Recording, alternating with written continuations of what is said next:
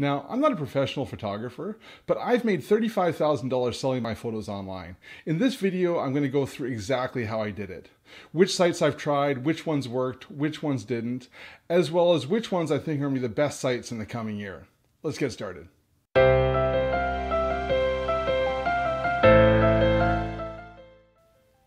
Hi, I'm James. I make a living as a software developer, but I love travel and landscape photography. And for the past 7 years, I've been selling my photos online. Now, I'm going to be going through the results that I've got selling my photos online, but your results may differ depending on the type of photography you do. I'd love to hear in the comments section about whether you've tried selling your photos online before and what type of success you've had. Also, stick around at the end of this video because I'm going to go through which sites I think are going to be the best in the coming year. Now I'm going to jump on the computer and show you some charts of the sales I've had over the past 7 years. So I keep track of the revenue from each website in Excel.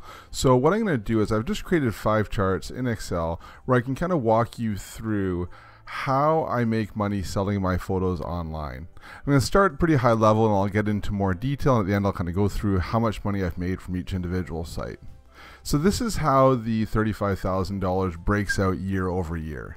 You can see that when I started here, my first year I only made about $1,000.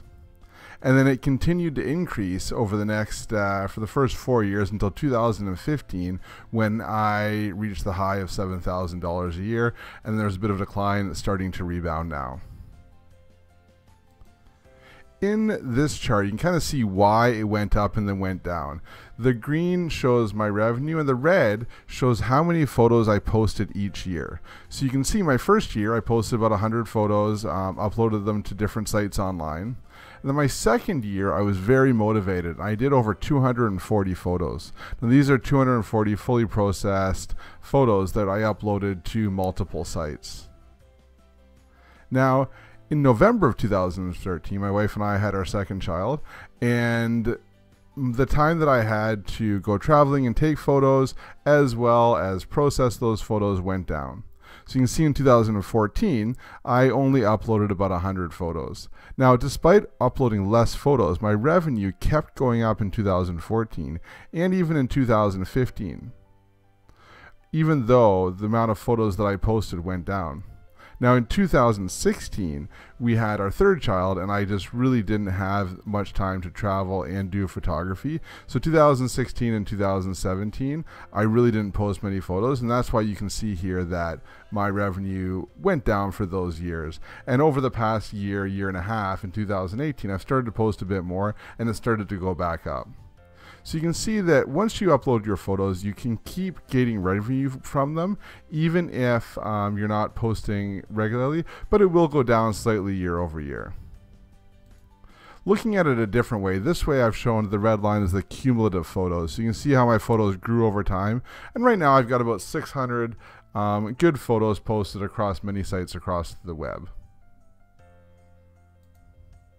Now, if you look at the types of sites that I upload to, you can really break them into 3 main sites. Okay, the first is direct stock. So this is my own website. So I have a website, souvenirpixels.com. I used to host it on Squarespace. I currently host it on SmugMug, and anybody can go on there and buy photos directly from me, photo licenses.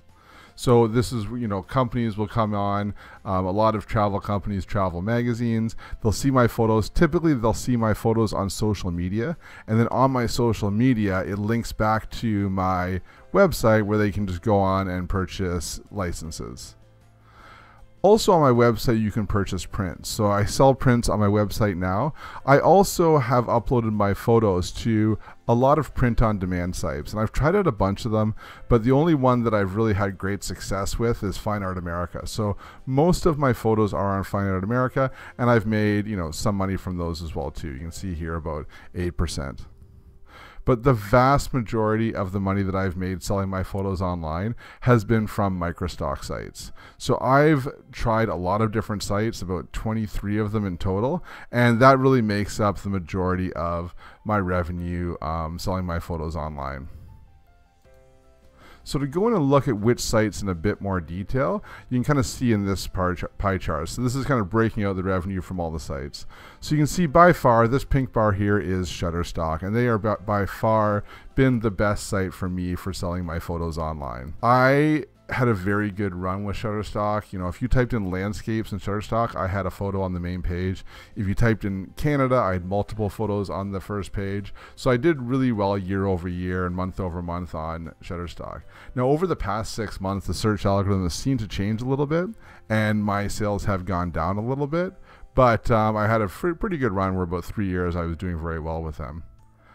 The second one here is 500px. Now, 500px was a photo sharing community before they started selling as stock.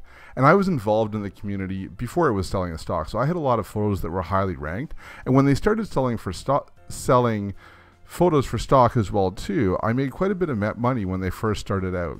Now, there's been a lot of changes over there at 500px. They were purchased by another company. Now all the sales are through Getty. And to be honest, I don't even post there anymore. There's been a lot of changes, and I just really don't appreciate the site as much as I used to. But, you know, for a period of time, they were a very good earner for me as far as sites go. Down here, number 3 is Photodune. Now, Photodune has really only earned me a lot of money in the last couple of years. The first couple of years, it was very low, and the last 2 years, really, it's been very high. So I see Photodune really going and surpassing 500px probably this year. And then the fourth one here is Adobe Stock or Fotolia.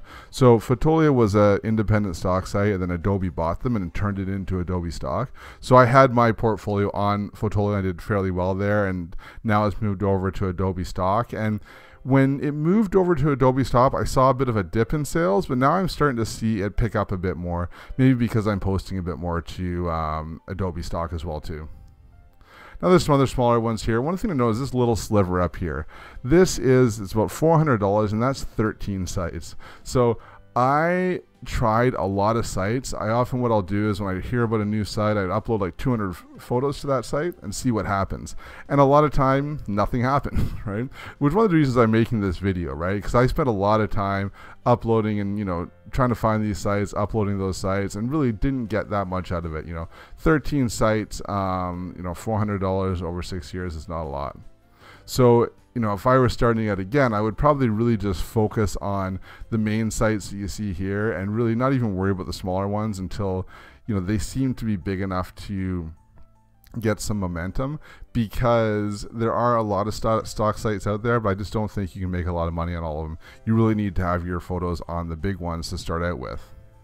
Now, I hope that didn't come across as bragging, but I had no idea when I started selling my photos online that I would make $35,000 from them. Really, my goal of doing this was so that I could buy, you know, more cameras and lenses without taking it out of my family budget. And I achieved that, and I'm pretty happy with it. Now, there was a point when I considered trying to, you know, maybe go full-time as a stock photographer, but at the time, what was selling primarily was business images. So what I realized was that to be able to be a full-time stock photographer, I would need to go and get models and kind of pose them in different business situations, taking hundreds of photos a day and uploading them. And that really didn't appeal to me. If you take a look at my portfolio, and I'll link to them, put some links down in the description, I really like taking travel and landscape photography. And I think what I realized was it would be very difficult to make a full-time salary and support my family on stock photography if I was only going to do travel and landscape. The other thing is that I enjoy my day job. I enjoy software development. I enjoy working with my clients. So I kind of feel like even if I did photography as a full-time job, I would probably just become like a software developer would become my hobby, and I still code in my part-time. Right, so I decided to stick with software development as my main living, and, you know, photography is my hobby. Now, you may have different goals, and hopefully, you know, this video is still useful, the stats that I showed, even though I kind of really only work on it part-time. Now, at the start of the video, I mentioned that, you know, at the end, I would talk about which sites I see being the best in the upcoming year. Now, about 5 months ago, I tried uploading some of my photos to free stock sites. Now, if you aren't familiar with these free stock sites, there's sites like Pexels, Pixabay, Upsplash is another one, where you can upload your photos and then anybody can use them for free, commercial purposes for free. So they're stock sites, but you don't get paid.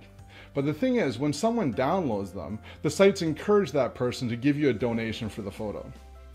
So I just did, as a trial, uploaded 100 of my photos, 100 of my oldest photos that weren't really making me money on any of the stock sites anyways. And in the past 3 months, I've made about $60 in donations. Now listen, that's not a lot of money, but $60 is more than I made from a lot of the lower sites that I have out there. And as my sales go down on Shutterstock, I plan on taking more of my older images and uploading these to these sites. And I think they could be a fairly decent sized revenue source for this year.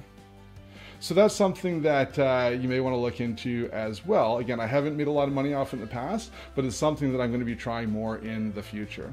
You can let me know in the comments what you think about these free stock sites. Now, if you found this video useful, make sure you go and hit the like button below, as well as hit the subscribe and the bell so you can get notified when I upload new videos. Happy uploading.